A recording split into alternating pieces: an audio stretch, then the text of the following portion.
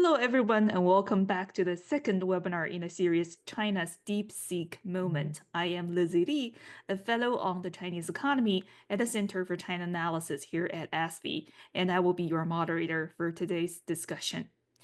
Over the past few years, Huawei has defied many expectations. It was once seen as a casualty of US sanctions, but the company has reasserted itself as a driving force in China's tech ecosystem.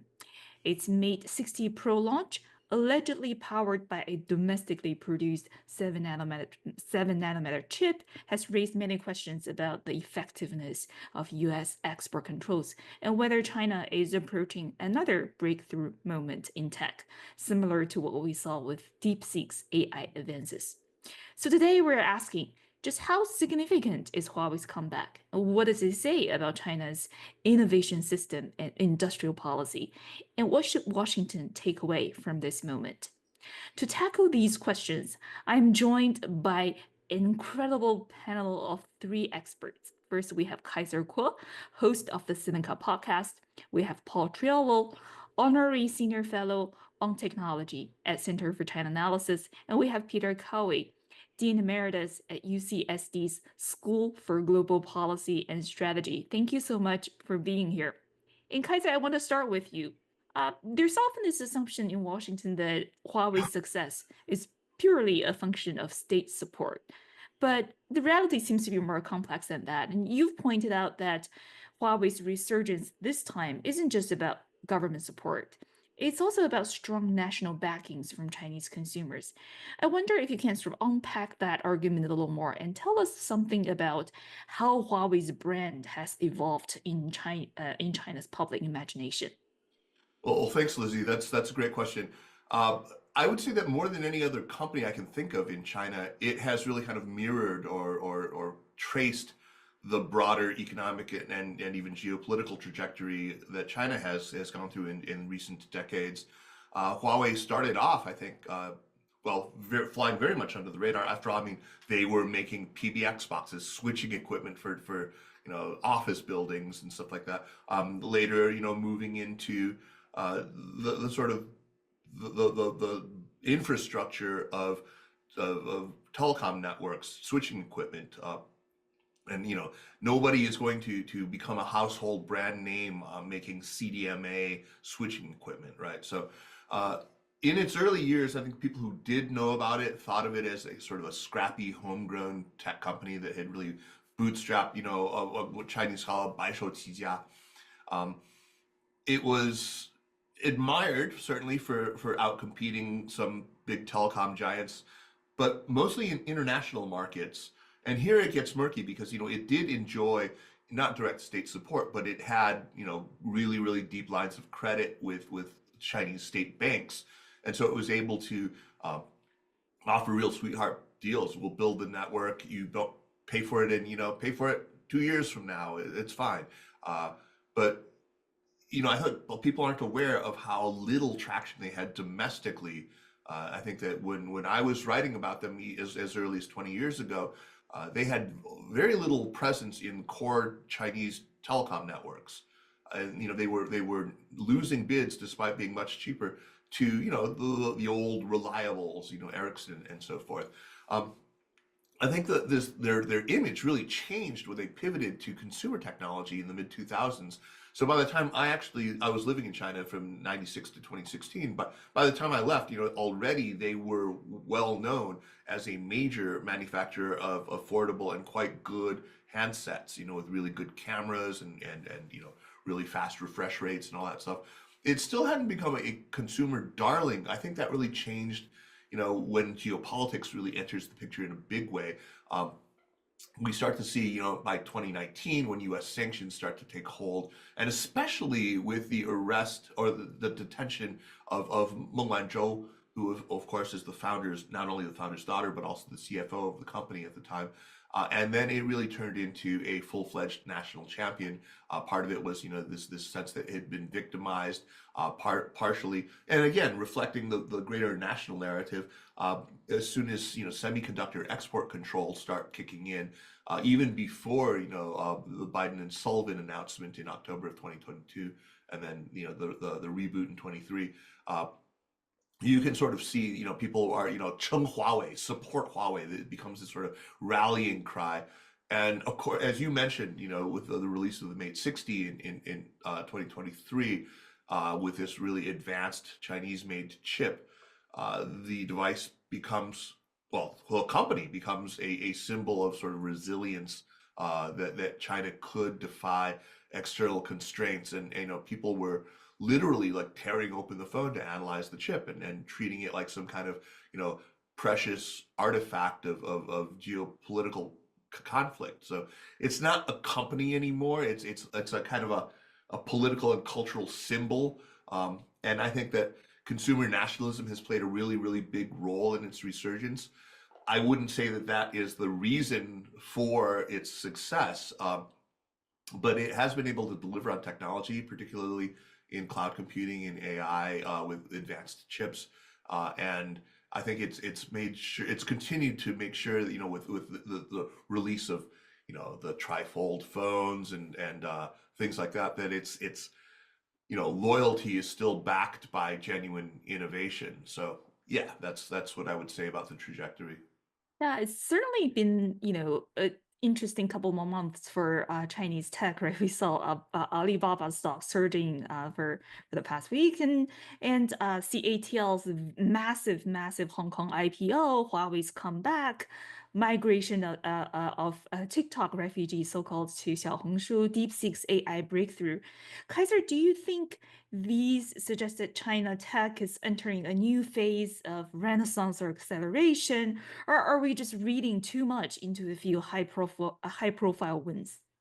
Well, I mean, it's hard to see them as entirely separate, but I think we have to be careful not to think that these are all telling exactly the same story. I mean, they are different.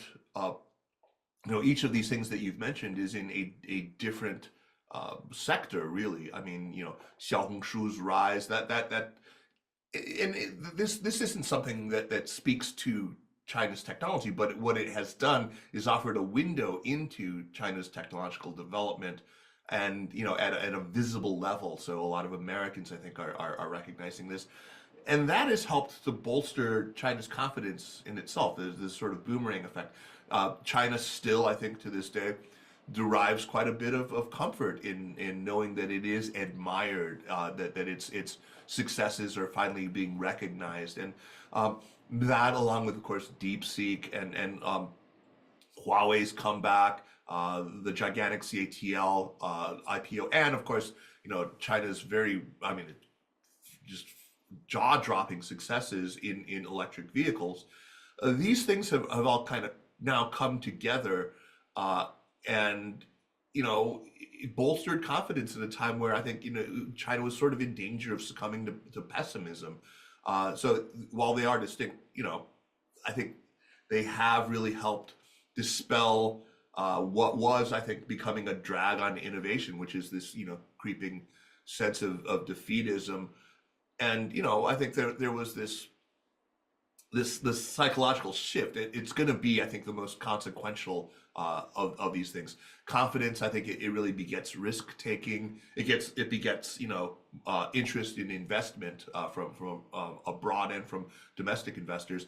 Risk taking and, of course, money begets breakthroughs. In that sense, I think these aren't isolated successes. Together, they actually do give China quite the shot in the arm. I think the worry is that this kind of confidence can shade into hubris. I think we've already seen a little bit too much nationalist triumphalism in some quarters. If confidence translates into a pragmatic determination to keep pushing forward, that's one thing.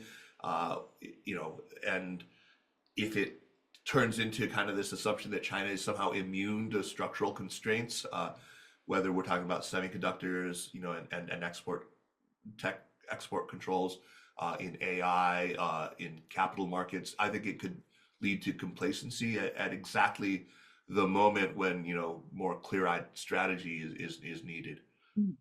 Fantastic. Paul, just going back to Huawei, I wanted to talk a little bit about Huawei's AI ambitions.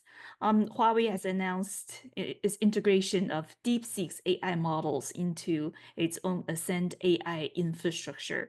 Just how significant is this? Does this partnership with DeepSeek indicate that China is, finding ways to circumvent AI chip restrictions by potentially developing a fully self sufficient, software hardware loop, finally closing that loop, Paul?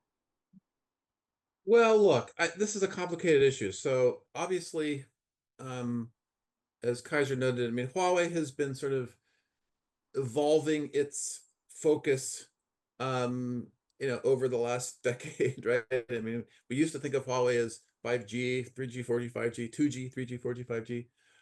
And then, Huawei at some point decided that it wanted to be in the semiconductor design game. And so it began designing chips for all of its major product lines. I remember being in Shenzhen at Huawei headquarters with a very senior Huawei official, and they led me into this display room that showed proudly all of their high silicon designs semiconductors for each of their product lines, right? And that included cloud, that included base stations and smartphones, and then eventually the GPU, right, or the server chips, the Ascends that were in GPU. So they've been doing that for a long time, and Huawei has been trying to develop not just the hardware, of course, but the full stack, if you will, of AI suite of AI tools and software tools and development environments, which we can get to. And then, of course, you have recently this emergence of DeepSeek, right? And then now we've been learning what DeepSeek did to achieve some of its technology breakthroughs and innovations. But it's important to remember, DeepSeek was the small company, 100 people, young. Most of these kids are in their 20s, early 20s or teens, coming out of this hedge fund. And this was not a government, my quote, my money quote is, I think that, the emergence of DeepSeek surprised the bureaucrats in Beijing just as much as it did the bureaucrats in Washington and the industry people in the Valley, right? Who hadn't really, I mean, and again, we have to be careful. Most people who are following the industry knew about DeepSeek. I think it was a combination of factors in December and January that led to this sudden focus on DeepSeek and the $1.2 trillion market correction that DeepSeek caused. But it was well within the Chinese AI industry. It was known as an innovative company, but again, very small.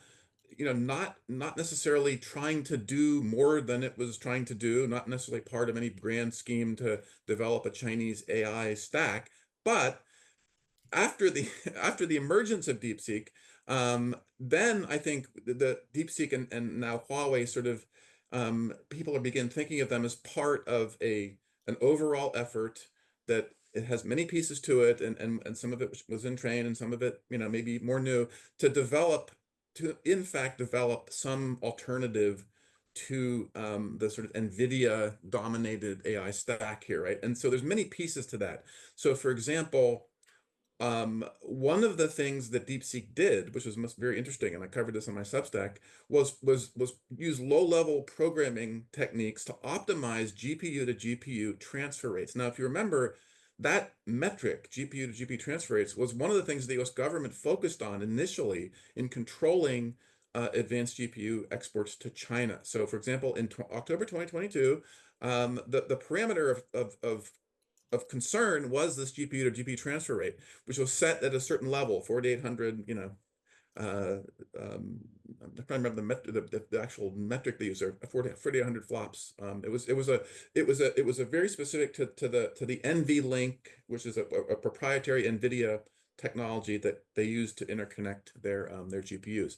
And then NVIDIA designed a chip quickly, right? Much to the consternation of Secretary Raimondo and others in the Commerce Department, that was just under that threshold, right? And so that's what DeepSeek, those H800s, is what DeepSeek used to train the V3 and R1 models. They may have used other GPUs, which we can talk about, but I think that's what they primarily used. And they optimized those communication channels by doing this low-level programming and using NVLink sometimes and InfiniBand other times. So they basically overcame that downgrading of the GPU to GPU transfer rate that NVIDIA had been forced to do by US export controls. And then, of course, the next year, the US changed the metric to total processing power and total processing density. And so that meant that it was the GPU to GPU transfer rate was not the metric, but the H800 has to be viewed in that way. So DeepSeek's innovation was, hey, and this has always been kind of known too, right? For things like GPU to GPU transfer rate and optimizing the workload, AI workloads on those GPUs, you can program if you know how to program the hardware more directly, you can overcome, for example, the lack of this CUDA architecture, which NVIDIA has been so critical to NVIDIA's success, which is a series of libraries. It's well developed. It's been, many, many years, and developers know how to use it, but it sort of divorces the developers from the hardware. So they don't have to do that really low level programming, right? But if you have really smart people who can do that, you can overcome some of those difficulties and optimize certain parts of things like training, large language models at the hardware level. So so the significance of DeepSeek is that they know how to do that. So already there's rumors that that Huawei is gonna provide 32,000 Ascend processors to allow DeepSeek to train its next model, right? And optimize, and we'll work with DeepSeek to optimize the hardware and presumably the GPU to GPU transfer rate. So those GPUs will be, will be usable and will be, again, not exactly the same as NVIDIA. Certainly, those Ascends, for example, are probably roughly like an A100 A100 chip, but interestingly, because of DeepSeek's capability, probably if they optimize the entire fabric of GPU to GPU transfer rate, they can probably have a cluster that functions somewhere near an H100 level cluster, right? And that's maybe the way to think about it. And then the US, when people say, well, the US export controls didn't work, well, of course they did work. They forced Huawei and DeepSeek into this other type of innovation and figuring out ways to optimize existing hardware. But then we have the next step, for example, up to Blackwell, which is really a significant step up in performance. And it's the big question then is how does the Chinese whole AI sector and industry and Huawei and DeepSeek, how do they come together potentially again, or breakthroughs at SMIC and developing the next generation of GPUs, working with Huawei to get to that level. Now there's a time lag in all this, right? I mean, those H100s have only been around a couple of years. They're still they still represent the vast majority of workloads. So all the models being trained now, for example, and for the next, potentially year, are going to be using those H100s. The Blackwells are just starting to come off the production line at TSMC, and they won't be in full use because it takes time to build these clusters, for example, that Elon is building in Memphis and others are building in the US of 50 or 100,000 or more GPUs. So in a sense, China, having access to Ascends and also some other number of NVIDIA GPUs still, because there were stockpiling done during those years of 2022, 2023, 2024. They're going to be able to do a lot with that hardware for the next year or two before. And again, this is the argument of the proponents of export controls, that the U.S. export controls finally kick in and China can't get access to, for example, to the Blackwell status or level of GPU, and that's going to make a big difference. Now that's still, we can debate whether that's what that means, whether that's true or not. But for now, DeepSeek has sort of highlighted the fact that there are ways to innovate that enable a company like DeepSeek to put out really sophisticated and advanced models, particularly, and then the open source part of it is really important too. That's the other part we should talk about, which is, wow, open source is a huge issue. I was just in the Paris AI Action Summit, and we talked all about open source, and that's in terms of safety and how that figures into safety, but that's a huge issue. But so for the moment, DeepSeek and Huawei are proving that that China can do things differently, but in a way that will enable the companies that are involved in the sector in China to continue to innovate and build advanced models. Fantastic. Thank you so much, Paul. And speaking of safety and security, Peter, I want to turn to you. As Huawei currently expands beyond telecom to AI and cloud computing, what are the new security risks that are emerging, and how should policymakers address these new risks? Well, let me perhaps, after Paul's excellent exposition, start from the grounding of the first focus on Huawei, which was about telecom network security, and ask how that risk factor helps us understand this evolving risk factor. And in that initial effort to keep Huawei out of telecom networks, we had a kind of a finger in the dike strategy. Yes, there were specific risks that might be tied to Huawei network equipment, but the larger problem from day one was that networks themselves in an internet era are interlinked. They are global in the movement of data, and the software in the network defines much of the performance and access to the network. So you could take out all the Huawei equipment and still have a very vulnerable network. We've just been reading about that with Salt Typhoon being emerged. Where's the biggest problem that's most recently identified?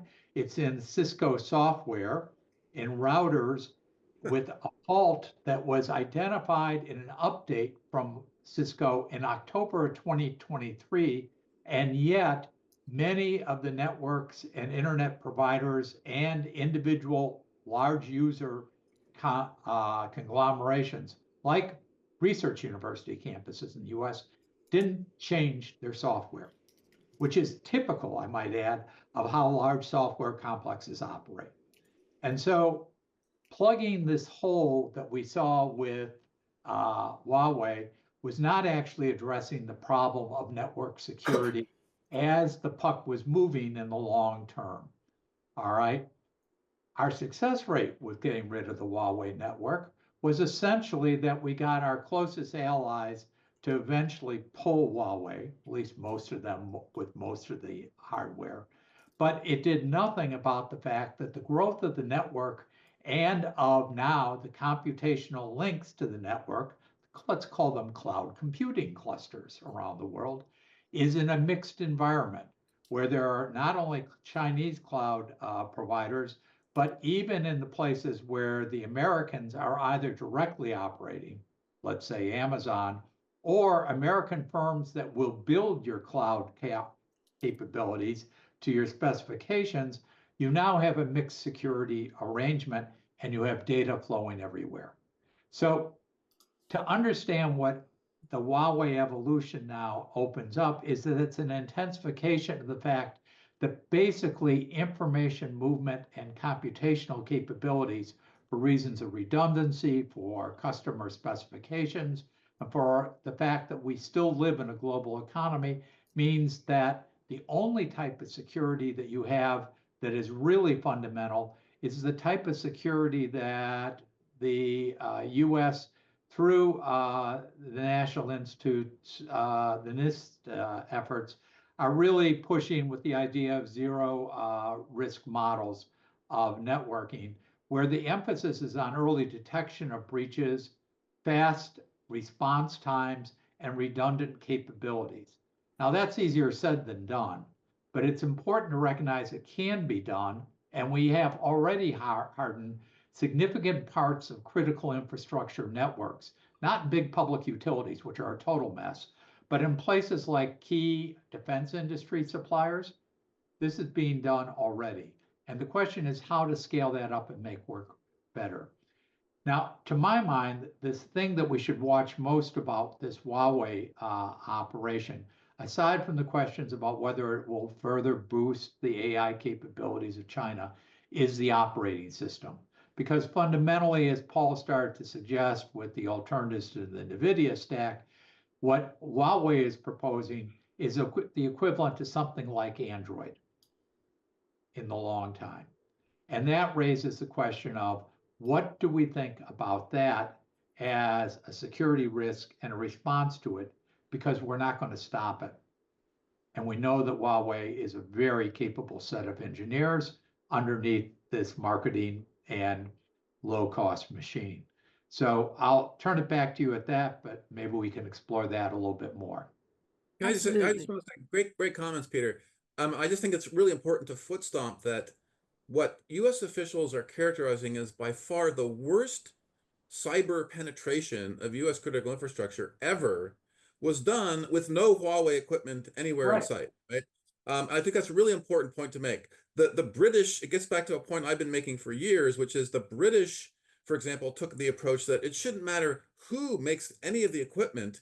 The operators, and in this case, it shows pretty clearly, the carriers and the operators of those networks need to implement security protocols, update software, et cetera. And that's the really important thing. And it should be that approach to network security should be equipment agnostic, right? And I think this sort of proves that the UK approach has probably been the correct one all along, and the focus on Huawei equipment in the networks may have been misplaced because and most of the breaches that we've seen too, even previous to this, take place, way above the hardware level in the cloud, right? And not in terms of exploiting individual pieces of hardware. So this is a lesson I think that's critical to learn here, that the security issues around the networks and AI and other issues, cloud services, they have to be thought about very carefully, and an approach that sort of targets equipment based on country of origin may not be the optimal way. Fantastic. Thank you so much, Paul, for the comments. So, Peter, I wanted to turn back to you. I think you already alluded to that the U.S. current approach to critical technologies might have some shortcomings, and Paul, you also alluded to this. So Peter, what kind of policy tools beyond export controls should Washington consider? What's a better set of tools to address the security concerns that you raised? So, first of all, having done a couple of presidential administrations, I always watch this tendency to take a specific problem and blow it up to cover everybody's rice bowl. And that's kind of what happened here. Huawei represented a particular niche problem in the system. It was something you could identify much easier than the whole software system being updated in some ways. And then it grew into an expanded goal. Now, today, let's take the question of the original purpose, which was the fight over 5G. And let me use that to illustrate it then to the broader area. So the original response after we tried to pull Huawei equipment and yet recognized it wasn't going to happen everywhere, and that we didn't have a really good alternative, was that we were going to support open radio access networks, an alternative architecture for 5G. And as an architecture, that was a perfectly good idea. As a matter of fact, it fed into exactly what the US does best, which is create a more decentralized architecture for information communications technology and allow specialized firms to emerge who will own particular pieces of the outfit and innovate and scale in ways that we understand in the American system. But Open RAN systems pose the problem that as a network, they posed a brand new technology, and the big telecom networks are shells of themselves.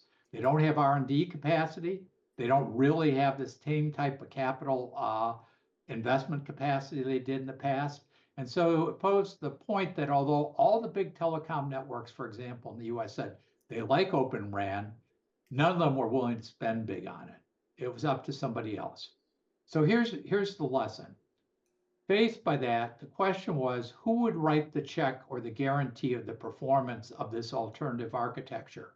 That if it scaled in a place like the US or some other big market, would then be, as a sense, an alternative to Huawei and introduce a different system of innovation, okay?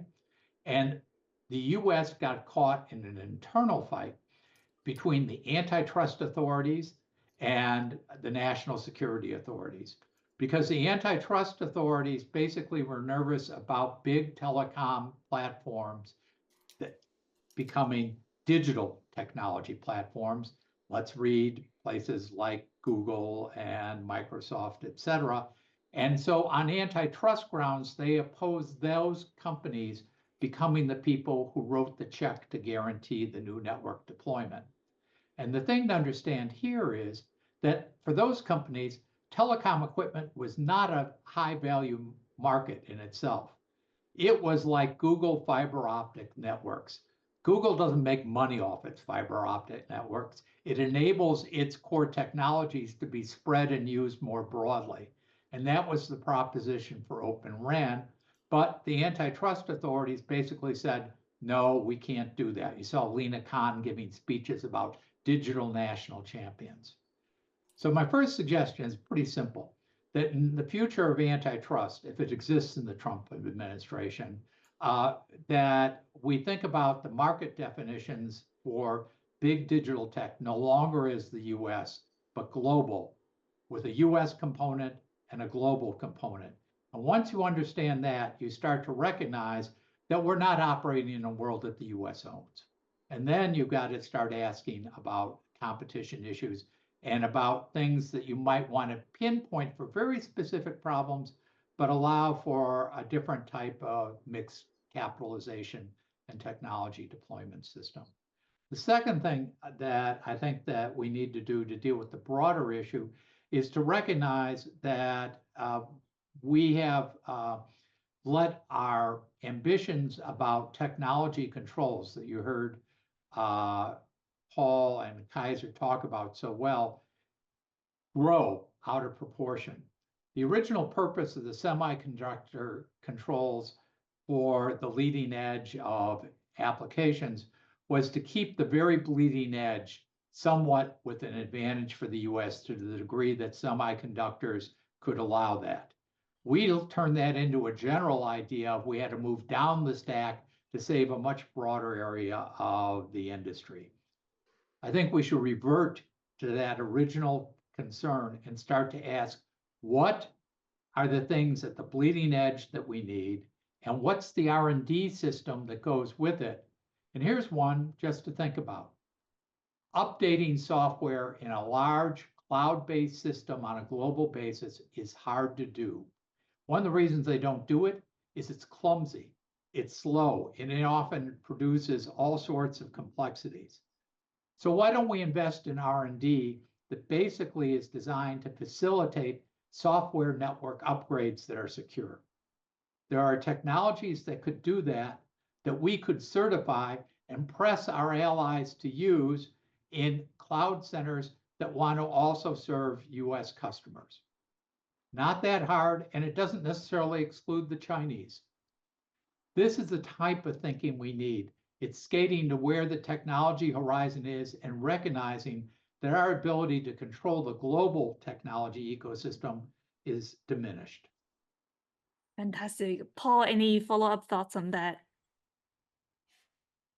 No, I think Peter's really good. I really enjoy listening to his comments. I think those are really constructive. But yeah, these are complicated issues and need the kind of sustained attention that they sometimes don't get between administrations. That's one of the challenges of the system. Fantastic. And Kaiser, I want to revert back to you a little bit. Speaking of China's system of innovation, clearly very different from the US's market-driven approach, but you've pushed back on this idea, which I hear a lot, which is political openness is necessary for innovation. But are there structural limitations to China's current approach? Can China's model actually sustain long-term innovation, or will inefficiencies and constraint eventually slow it down? Are we just taking a too short view on sort of China's brief success in tech breakthroughs? What's your view on the long term? Yeah, I think there's a sort of maximalist position of this idea that I think we saw, a decade or so ago on the campaign trail. Carly Fiorina, who was running for president at that point, and Joe Biden, who was vice president, were both talking about. I think they were espousing a sort of maximalist kind of chest thumping version of this that said that political liberties were not just a necessary condition, but were kind of a sufficient condition for sustained innovative advantage. That to me seems like folly and hubris. What I think I would push back on the idea even that they are at a basic level necessary conditions. I think we're going to have to look too far into our historical past to see examples of this, even before China came along. I mean, who, after all, what liberal democratic regime created the V-2 rocket, right? What was the liberal democratic regime that launched the first artificial satellite? I mean, as unfortunate as it is, and is counter to a fundamental American narrative, a very comforting one, it's not true. I think China was I think finally the case that may have finally maybe broken that idea permanently. Um, but I don't think that just because democracy isn't a prerequisite doesn't mean that China's current model is without structural limitations. I mean, I think that they show up later. They show up, at that bleeding edge. I think that the question is whether its innovation ecosystem, the Chinese innovation ecosystem, which still operates, with a highly centralized the political system at some levels, and with extensive state intervention, is that able to sustain the kind of long-term paradigm shifting innovation that I guess we need to stay at the forefront of global technology. I think the jury is still very much out on that. So I mean, China's system clearly has strengths. I mean, the state has the capacity to mobilize resources at an extraordinary scale. They can set national priorities. They can through management of subtle things that people don't really quite understand, just KPIs for local politicians. They can end up directing capital toward their goals. They can set up in 5-year plans and in national technology strategy policy documents, Fengkou, these sort of wind tunnels that people know where to set their sail. They know that the land in front of this wind tunnel will be cleared of many regulatory obstacles. They will enjoy favorable tax regimes if they set their sail there and sail with the winds that the party is going to provide. There are a lot of really clever things that China has done. I think that just simply willing a comparable American industrial policy into existence, by the way, one that follows on basically no national conversation about this is just going to be a colossal waste. But I mean, you have to look at China's got a lot of things going for it. It's got a vast domestic market and a growing one. We like to self-soothe by talking about the perennial lack of Chinese consumption, but I've been there a lot recently. I see there's a lot of excitement about domestically produced Chinese technology goods. China still has world-leading companies and has pioneered entirely new business models in fintech and e-commerce and in AI applications. That isn't to say there are no constraints. There are definitely constraints, but they are not just about this flattened idea of democracy versus authoritarianism. They are about structural inefficiencies that emerge in a system where political considerations they weigh heavily on economic and technological decision makers. There's no question about that. I mean, there's the whole risk aversion that we've seen creep in, when political loyalty or fear of of political pressure is present. When it's placed above competence, for example, in promotions, in environments where you see people defer to central authority, where mid-level bureaucrats and business leaders tend to hesitate instead of making bold moves. That's a problem. This is something that the Chinese leadership is very much aware of, and they're trying to address. I think that what we have to resist is this essentializing idea that, well, the Chinese pedagogical tradition, their system, the rote memorization, the obedience that children must give to parents and authority figures, that is what is keeping China down. That we have to avoid that. We should really look more at the actual structures and the way that things actually play out. I think there's a lot of really a lot of copium in this dismissal of Chinese innovative capability, and a lot of, like I said, self-soothing. Thank you so much, Kaiser. And I should mention one book I find particularly helpful in helping me understand Huawei's, history with interactions with the Chinese, unique political and bureaucratic system is Washington Post journalist Eva Dou's book, House of Huawei, especially early history of Huawei. Well, that brings us to the end of today's discussion. A huge thank you to Kaiser, Paul, and Peter for sharing your insights, and to all of you in the audience for joining us. It's clear that Huawei and China's broader tech push are raising a lot of big questions, and we'll be following those developments closely here at Center for China Analysis. If you'd like to dive deeper, please make sure to check out our latest reports and project here at CCA, and of course, follow our panelists' work for their ongoing insights. Thanks again, and see you at our next event. Thanks, Lizzie. Thanks. Thank you.